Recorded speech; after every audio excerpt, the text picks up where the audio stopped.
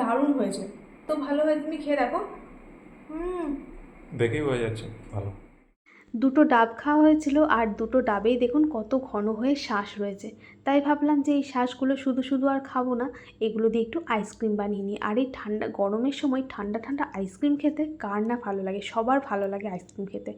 তো ভাবলাম যে আজকে একটুখানি ডাব দিয়েই আইসক্রিম বানাই। অন্যান্য সময় শাঁসগুলো এমনি শুধুই খেয়ে নেওয়া হয় ডাবের শাঁস থাকলে, কিন্তু আজকে যখন একসাথে দুটো শাঁস পেলাম, তো এটা দিয়ে ভাবলাম আইসক্রিমই বানাই। তো এই যে দেখুন শাঁসের সাথে যে একটু খোসা চলে এসছে নারকেলে যে, তো ওগুলোকে আমি কিন্তু বেছে নেব, যতটা সম্ভব হয় ওগুলোকে আমি তুলে নেব।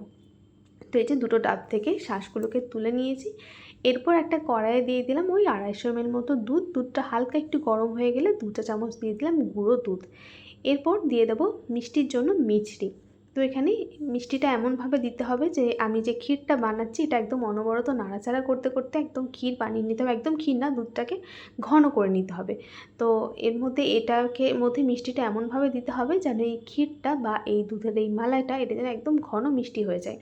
তো দেখুন আমি কিন্তু একদম কন্টিনিউ নাড়াচাড়া করতে করতে এটাকে বানিয়ে নিয়েছি। এই সময় গ্যাসটা বন্ধ করে দিলাম, এরটাকে আর ঘন করব না। কন্টিনিউ নাড়াচাড়া না করলে সর পড়ে গেলে কিন্তু জিনিসটা ভালো হবে না। তো চেষ্টা করেছি কন্টিনিউ নাড়াচাড়া করতে করতে দুধটাকে ঘন করে নেওয়া। দেখুন 250 ml দুধকে আমি ওই ঘন করে প্রায় অর্ধেক মতো করে নিয়েছি। আর এভাবে একটু নাড়াচাড়া করতে করতেই ঠান্ডা করে নিচ্ছি, নাহলে আবার উপর থেকে মোটা সর পড়ে যাবে। আর এটা ঠান্ডা হয়ে যাওয়ার পর কিন্তু আরেকটু ঘন হয়ে যাবে। তো এখানে আমি মিষ্টিটা দেওয়ার পর কিন্তু মাঝে একটু চিনিও দিয়েছিলাম, সেই ভিডিওটা তোলা হয়নি। তো মিষ্টিটা দুধের মধ্যে এমনভাবে দিতে হবে যেন জিনিসটা একদম ঘন মিষ্টি হয়ে যায়, তাহলে আইসক্রিমের মিষ্টিটা ঠিকঠাক হবে। এরপর ডাবের শাঁসটাকে একটা মিক্সির মধ্যে নিয়ে পেস্ট করে নিয়েছি। কিছু কিছু শাঁস ছিল যতটা সম্ভব তুলে দিয়েছি, একটু একটু থাকলেও অসুবিধা নেই।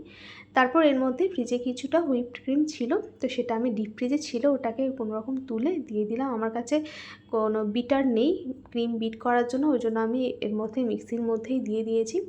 তো আপনাদের কাছে বিটার থাকলে ওটাকে কেক ক্রিমটাকে বিট করে নেবেন। তো আমার কাছে নেই, ওই জন্য আমি একসাথে মিক্সির মধ্যে দিয়ে দিলাম। তো প্রথমে ডাবের শাঁসটাকে একটু পেস্ট করে নিলাম, তারপর ওর মধ্যে যে ঘন করে রাখা দুধ আর ক্রিমটা দিয়ে আবার একসাথে ভালো করে পেস্ট করে নিয়েছি। আর যে দুধটা ঘন করে রাখলাম দেখলেন ওটা ঠান্ডা হয়ে যাওয়ার পর কিন্তু অনেকটাই ঘন হয়ে গেছিলো। তারপর এর মধ্যে কিছুটা ডাবের শাঁস আমি একটু ছোটো ছোটো কুচি করে রেখেছিলাম, সেগুলো এখন দিয়ে মিশিয়ে নিলাম।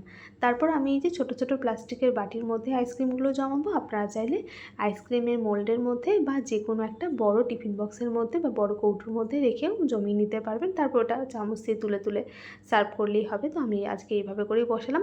এরপর বাটির মুখগুলোকে এইভাবে করে ফয়েল পেপার দিয়ে ঢাকনা ঢেকে দিচ্ছি। তারপর এখন ফ্রিজে রেখে দেবো যতক্ষণ না জমবে, সারা রাতের জন্য রেখে দিচ্ছি।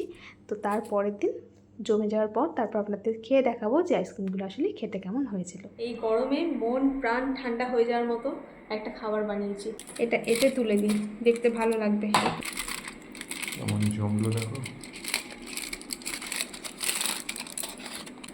এই যে দেখো শুধু দেখতে কেমন লাগছে, দেখতে দারুণ দারুণ।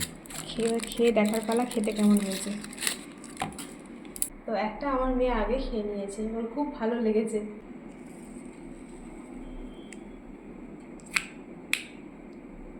দারুণ হয়েছে, দারুণ। দেখতে তো দারুণ হয়েছে। দারুণ হয়েছে, সত্যি বলছি এত ভালো হয়েছে, তুমি খেয়ে দেখো। দেখেই বোঝা যাচ্ছে ভালো। ডাবের টেস্টটা পুরোপুরি আসছে, তার মধ্যে ক্ষীর দিয়ে যে বানিয়েছি, ক্ষীরটা বানিয়েছি, তুমি তো দেখো নি কীভাবে বানিয়েছি। ডাবের মালাইটা পুরো আছে নাকি? হ্যাঁ, না ডাবের মালাইটা পুরো ভিডিওতে দেখবে, বন্ধুরা তো অলরেডি ভিডিও দেখে নিয়েছেন। তো তুমি ভিডিওতে দেখে নেবে কীভাবে বানিয়েছি। খেতে বন্ধুরা দারুণ হয়েছে, দারুণ তো দারুণই। রেসিপিটা ভালো লাগলে এইভাবে একবার আপনার বাড়িতে বানিয়ে দেখবেন, আশা করছি আপনাদেরও ভীষণ ভালো লাগবে। নিজেকে বলেছিলাম বাকিগুলো খাস না, ভিডিও তুলবো তারপর খাবি, ওই জন্য খেয়ে নিয়েছি একটা, এত ভালো লেগেছে বলে বলছিল। আমি বললাম তারা পরে খাবি। খুব ভালো হয়েছে গো। এই যে ভিডিওটা বন্ধ করে খেয়ে দেখো, এক চামচ খেয়ে দেখো, বলো কেমন হয়েছে। দারুণ। ডাবের পুরো শ্বাসগুলো মুখে পড়ছে একটু একটু। খেতে বন্ধুরা দারুণ হয়েছে। রেসিপিটা ভালো লাগলে আপনারা একবার এই রেসিপিটা অন্তত বাড়িতে অবশ্যই বানিয়ে দেখবেন, আশা করছি আপনাদেরও ভালো লাগবে। তো এখনকার মতো টাটা, সবাই ভালো থাকবেন, সুস্থ থাকবেন। দেখা হবে নতুন আরেকটা ভিডিওর সাথে।